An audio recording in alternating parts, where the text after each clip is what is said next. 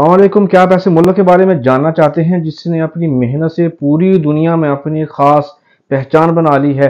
ऐसा मुल्क जिसकी कुदरती खूबसूरती देखने के लिए दुनिया भर से सयाह पूरा साल आते रहते हैं और उन सयाहों की तादाद यहाँ के मुकीमीन से ज़्यादा है।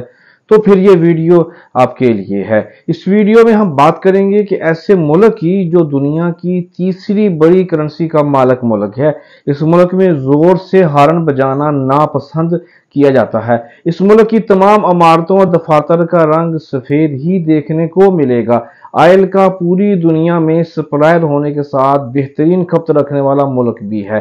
दुनिया भर के अमीर मुल्कों की फहरिस्त में 24वें नंबर पर आने वाला मुल्क है। आज हम सऊदी अरब, दुबई, यमन के बॉर्डर के साथ जुड़ा हुआ मुल्क यानी सल्तनत ऑफ ओमान के बारे में जानेंगे। आपको बताते चलें कि ओमान का सरकारी नाम सल्तनत ऑफ ओमान है। इस मुल्क की आबादी तकरीबन 56 लाख के करीब है। इस मुल्क के अब्बासी को ओमानी कहते हैं। 30,09,500 मुरब्बा किलोमीटर पर मुहित मुल्क है। इस मुल्क के अहम शहरों में मस्कत, सलाला, सोहार, निज़वा, हैमा, सूर, इबरी, खसब, बरेमी और दुक्कम शामिल हैं। इस मुल्क में ओमानियों के साथ दीगर ममालिक के लोग भी मौजूद हैं, जिनमें पाकिस्तानी, बंगाली, श्रीलंकन, हिंदुस्तानी, फिलिपीनी, दीगर यूरोप के ममालिक भी काम करने के लिए यहाँ पर आए हुए हैं। इनमें 86% मुसलमान और बाकी दीगर मज़हब के लोग हैं, जिसमें कमोबेश 87% लोग शहरों में और 13% लोग गाँव में रहते हैं। ओमान का दारुल खिलाफा मस्कत शहर है, जो दारुल खिलाफा होने के साथ साथ मुल्क का सबसे बड़ा शहर भी है, जो जहां पर आपको ओमान का कल्चर, ओमान के बासियों का रहन सहन समेत तमाम रस्म और रवाज भी देखने को मिलेंगे। ओमान में इस्तेमाल होने वाली करेंसी को ओमानी रियाल कहते हैं। एक ओमानी रियाल पाकिस्तानी तकरीबन 730 रुपए का बनता है। ओमान के एक रियाल में 1000 पैसा होता है और 5 पैसा, 10 पैसा, 20 पैसा, 50 पैसा, 100, 500 और फिर एक रियाल बनता है। इसी तरह एक रियाल, 5 रियाल, 10 रियाल, 20 रियाल और 50 रियाल तक का नोट ही ओमान में चलता है।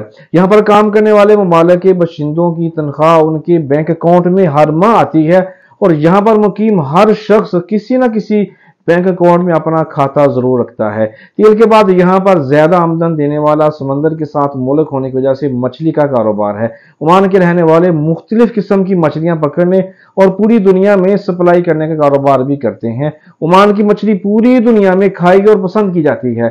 ओमान के बासी इस कारोबार में बहुत मुनाफा कमा रहे हैं और इस कारोबार की बदौलत मुल्क की इकॉनमी को फायदा पहुंचा रहे हैं। मछली के अलावा ओमान में बेशुमार अक़साम की खजूर भी उगाई जाती हैं, जिसकी फरोख्त पूरी दुनिया में हो रही है और ये कारोबार कई सालों से जारी और सारी है। यहाँ के लोग इस कारोबार को बहुत पसंद करते हैं। ओमान में बसने वाले लोग नए से नए कारोबार को करने को हमेशा तरजीह देते हैं। यहाँ पर कोई भी कारोबार करने के लिए मकामी शहरी की सरपरस्ती लाजमी होती है। यहाँ पर किसी भी कारोबार को करने के लिए हुकूमत से इजाज़त लेना भी ज़रूरी होती है। ओमान की इकॉनमी में सियाहों का आना भी बहुत अहमियत का हामिल है, जिससे ओमान की इकॉनमी मुस्तहकम व बरकरार है। दुनिया भर से सियाह कुदरती मकामात और नज़ारे देखने के लिए आते हैं। सियाहों का ओमान की जानब रुख करना कोई मामूली बात नहीं। इसके पीछे इस मुल्क के शहनशाह बादशाह सलामत सुल्तान काबूस बिन सईद रहमतुल्लाह तआला अलैह का पूरा हाथ है, जिन्होंने मुतअद्दिद नई तारीखी मकामात पर खूब तवज्जो दी और उनकी बेहतरी के लिए इकदाम किए हैं। डेवलपमेंट में कोई कसर नहीं छोड़ी। हर शहर को दूसरे शहर या इलाके से जोड़ने के लिए मुतअद्दिद मजबूत और महफूज सड़कें बनाई हैं। सुल्तान कबूस की अंतिक और अजीम सोच के बायस ही आज पूरी दुनिया ओमान में बसने, घूमने और कारोबार करने के लिए आने को तरजीह दे रही है। किसी जमाने में ओमान बहुत ही गरीब मुल्क समझा जाता था। 1970 तक इस मुल्क में बहुत ही ज्यादा गरीबी थी और अक्सर यहाँ के मुकीमीन फाका कशी भी करते थे। पहनने के लिए बेहतरीन कपड़े, खुराक, तालीम, सहूलियात समेत दीगर जरूरियात जिंदगी का भी फुकदान था। लेकिन 1971 में सुल्तान ऑफ ओमान सुल्तान कबूस बिन सईद की हुकूमत संभालते ही ओमान की किस्मत चमक गई और फिर यही गरीब मुल्क दुनिया के अमीर मुल्कों में शामिल हो गया। तरक्की की वो मनाजिल तय की कि फिर दुनिया की सारी तवज्जो अपनी जानब मरकूज कर ली। सुल्तान कबूस ने ओमान की बागडोर 23 जुलाई 1970 को अपने हाथ में ली और फिर जोशो जज्बे से काम किया कि ओमान की हालत और तारीख ही बदल दी। ओमान में 1970 तक कोई होटल नहीं था, लेकिन अब 100 से ज्यादा 5 स्टार होटल हैं और 4 दुनिया के बेहतरीन 7 स्टार होटल भी हैं, جس کی وجہ سے سیاحت کے شعبے کو ترقی ملی اور سیاح گھومنے آتے ہیں۔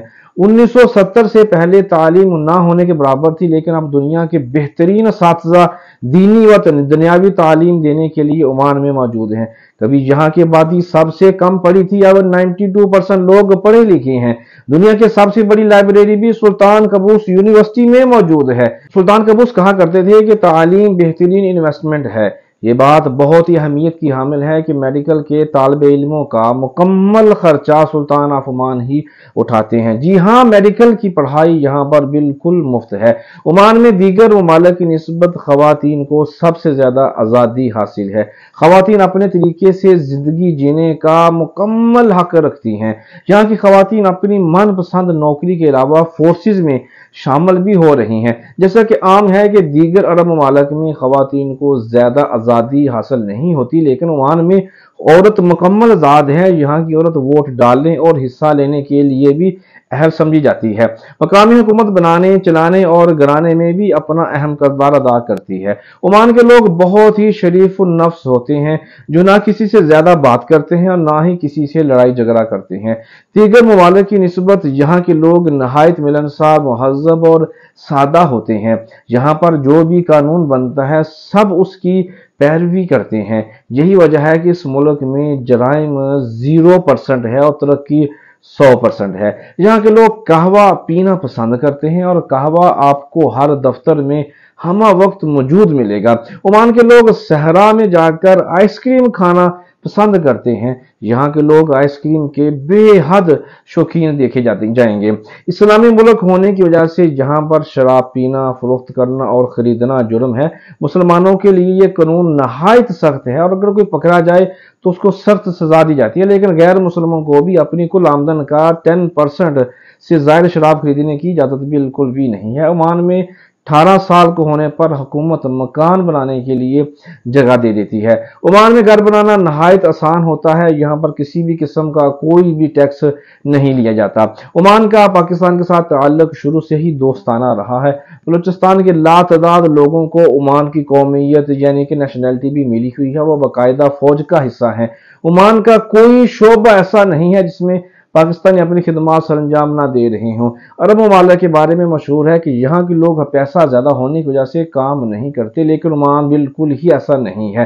یہاں کے لوگ نہایت محنتی ہیں جو ہر فیلڈ میں کام کر رہے ہیں۔ عمان میں سردی کے موسم میں آپ کو متعدد اقسام کے پرندے بھی دیکھنے کو ملیں گے۔ عمان میں دیگر عرب ممالک کی طرح بہت زیادہ گرمی پڑتی ہے، لیکن سردی نہ ہونے کے برابر ہوتی ہے۔ لیکن بارشوں کا سلسلہ شروع ہو جائے تو بہت زیادہ نقصان دہ ہوتا ہے۔ یہاں پر ڈرائیونگ لائسنس کا حصول آسان نہیں ہے، کٹھن مراحل سے گزر کر ہی لائسنس حاصل ہوتا ہے، جس وجہ سے حادثہ کا تناسب بہت کم ہے۔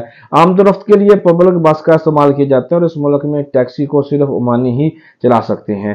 عرب اور صحرائی علاقہ ہونے کے باوجود اس عظیم ملک عمان کے جدید بانی سلطان قابوس بن سعید نے 10 جنوری 2020 کو دنیا فانی سے کوچ کیا تھا، لیکن عمان کو پوری دنیا میں متعارف کروا گئے تھے۔ اب اس ملک کے نئے بادشاہ سلطان حیثم بن طارق حافظ اللہ، جو اس ملک کی ترقی کی منازل طے کرنے کے لیے بے شمار اقدامات اٹھا رہے ہیں، اور اللہ پاک عمان اور اس میں بسنے والوں کو سدا سلامت اور بادشاہ سلامت کو طویل عمر اور صحت عطا فرمائے، آمین۔ عمان کے بارے میں اگلی ویڈیوز میں آپ یہاں کے رسم و رواج، رہن سہن، قوانین، سہولیات اور سیر و تفریح کے اہم مقامات کے بارے میں جانیں گے۔ اگلی ویڈیو تک مجھے بلال مبشر کو اجازت دیں۔ اللہ حافظ۔